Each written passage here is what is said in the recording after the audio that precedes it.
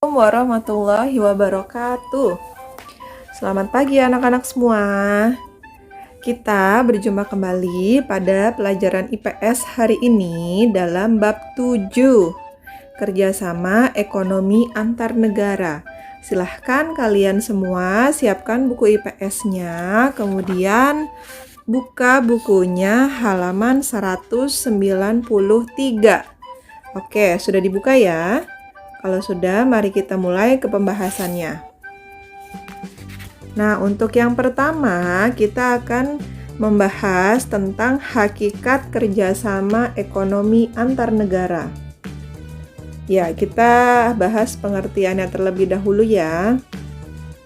Pengertian kerjasama ekonomi antar negara adalah hubungan kerjasama dalam bidang ekonomi yang dilakukan oleh dua negara atau lebih untuk mencapai tujuan tertentu.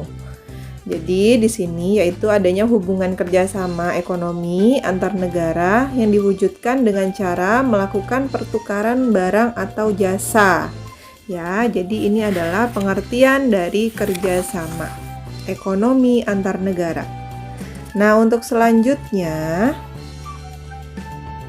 apa sih tujuan kerjasama ekonomi antar negara itu? Ya, tujuannya yaitu untuk menyebarluaskan produk ke negara-negara lain dan mendapatkan produk negara lain yang tidak dihasilkan di dalam negeri. Jadi saling bertukar ya antara produk A dan produk B dari negara A ke negara B dan sebaliknya. Itu adalah tujuan dari kerjasama ekonomi antar negara. Kemudian, kerjasama ekonomi antar negara meliputi sebagai berikut, yaitu untuk membebaskan dari kemiskinan. Ini adalah tujuan-tujuannya ya, antara lain yang pertama membebaskan dari kemiskinan, kelaparan, dan kebodohan. Kemudian yang kedua yaitu membebaskan dari keterbelakangan ekonomi. Yang ketiga yaitu memajukan perdagangan internasional. Yang keempat yaitu memajukan negara berkembang, memberikan kesempatan kepada mereka untuk mengekspor produknya, kemudian membantu promosi dan mencarikan mitra usaha dari negara maju. Ini juga tujuan dari adanya kerjasama ya. Kemudian yang terakhir yaitu mencapai persahabatan atau solidaritas antar negara sehingga akan mendukung terwujudnya perdamaian internasional. Ini juga salah satu dari tujuan kerjasama ekonomi antar negara. Kemudian pembahasan yang selanjutnya yaitu bentuk-bentuk kerjasama ekonomi antar negara. Nah, ini ada beberapa poin ya. Yang pertama yaitu atau poin A, bentuk kerjasama ekonomi antar negara berdasarkan jumlah negara yang terlibat. Nah, kemudian untuk poin B, bentuk kerjasama ekonomi antar negara berdasarkan wilayah kerjasama antar negara. Jadi dibagi dua ya bentuk-bentuk kerjasama ekonomi antar negara itu. Nah, kita bahas satu persatu. Yang pertama yaitu bentuk kerjasama ekonomi antar negara berdasarkan jumlah negara yang terlibat. Nah, di sini juga dibagi menjadi dua poin ya. Yang pertama yaitu kerjasama ekonomi bilateral. Yang kedua yaitu kerjasama ekonomi multilateral. Ya. Nah, untuk kerjasama ekonomi bilateral yaitu bentuk kerjasama ekonomi dua negara yang sepakat untuk mencapai tujuan tertentu. Jadi di sini jumlah negaranya hanya dua negara, misalnya kerjasama antara negara A dan negara B. Jadi hanya ada dua negara ya. Kerjasama ekonomi ini bersifat saling membantu dan saling menguntungkan kedua belah pihak.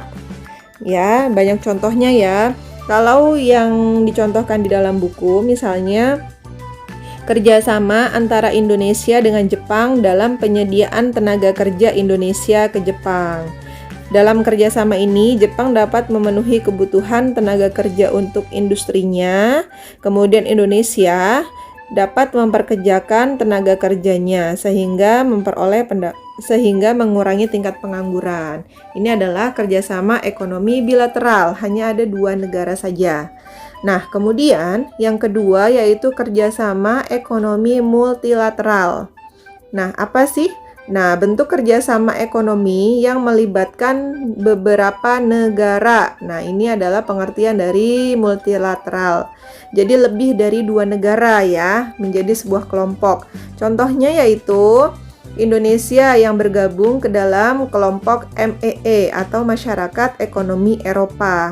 Indonesia berkontribusi dalam kelompok MEE. Kemudian ada juga kerjasama antara Jepang dengan kelompok ASEAN ya. ASEAN adalah yang kita ketahui ya, kerjasama yang ada di negara Asia Tenggara.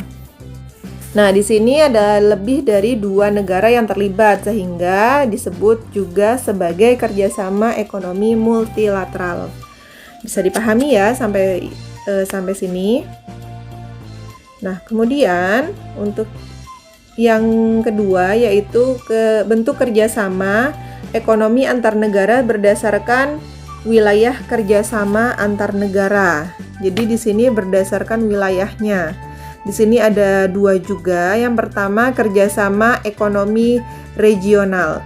Kerjasama ekonomi yang melibatkan negara-negara yang berada dalam satu kawasan tertentu. Di sini contohnya ada ASEAN ya, Association Southeast yang berada di kawasan Asia Tenggara ya. Kemudian ada MEE, kerjasama ekonomi antara negara-negara di kawasan benua Eropa. Kemudian ada Liga Arab, yaitu kerjasama ekonomi antara negara-negara di kawasan Timur Tengah. Nah, ini kerjasama yang berdasarkan regional atau daerah kawasan tertentu ya. Kalau ASEAN sudah pasti hanya untuk Asia Tenggara saja, kemudian kalau MEE hanya untuk negara-negara di benua Eropa, sedangkan Liga Arab itu untuk negara-negara yang berada di kawasan Timur Tengah. Nah, ini dikelompokkan berdasarkan wilayahnya. Kemudian yang kedua yaitu kerjasama ekonomi internasional. Nah, kerjasama ekonomi yang melibatkan negara-negara dari berbagai kawasan di dunia. Ini disebut juga kerjasama ekonomi internasional. Jadi ini lebih banyak ya negara-negaranya. Contohnya yang pertama yaitu PBB ya, Perserikatan Bangsa-Bangsa. Kemudian juga ada OPEC, Organization of the Petroleum Exporter Country ya, negara-negara yang mengekspor minyak. Kemudian ada IMF ya, ini tentang keuangan. Nah, negara-negara yang terlibat untuk persoalan keuangan kalau IMF ya. Jadi kerjasama ekonomi internasional ini tidak hanya melibatkan negara-negara di kawasan tertentu saja, melainkan di seluruh dunia. Siapapun boleh tergabung dalam kerjasama ekonomi internasional ini. Oke, bagaimana untuk penjelasannya? Sudah cukup jelas ya. Jika ada yang ingin ditanyakan, boleh silahkan. Atau ada yang masih kurang jelas, bisa dibuka kembali video ini. Nah, sebelum kita tutup, di sini ada sebuah latihan soal, ada 5 soal ya, bisa kalian kerjakan langsung nanti di kolom komentar masing-masing. Oke, terima kasih. Kurang lebihnya Ibu mohon maaf. Wassalamualaikum warahmatullahi wabarakatuh.